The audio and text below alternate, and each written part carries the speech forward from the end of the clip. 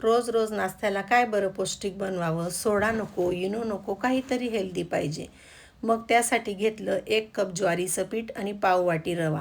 आता थोडं थोडं पाणी घालून मिक्स करून घेते. सगळ्या गुठळ्या आपल्याला मोडून घ्यायच्या आहेत. पाणी थोडं थोडं घालायचं आहे आणि त्याच्यात थोडी हळद आणि चवीनुसार मीठ घालून घ्यायचं आहे. हे पीठ भिजण्यासाठी मला 2.5 कप पाणी लागलेलं आहे. चवीनुसार मीठ घालून घ्यायचं. आता एक कापलेला मोठा कांदा, एक टोमॅटो, शिमला मिरची आणि थोडी कोथिंबीरही घालून घ्यायची. 10 मिनटं पीठ रेस्ट करू द्यायचं आहे. 10 मिनटानंतर मस्त तवा तापवून घेतला आणि तेल लावून मस्त धिरडं ओतायचं आहे. मस्त थोडं तेल सोडून 3 ते 4 मिनटासाठी झाकण ठेवायचं आहे. बघा धिरडं मस्त झालं आहे. अगदी छान जाळी पडलेली आहे. अशाच नवनवीन रेसिपी आणि साठी चॅनलला सबस्क्राईब करा.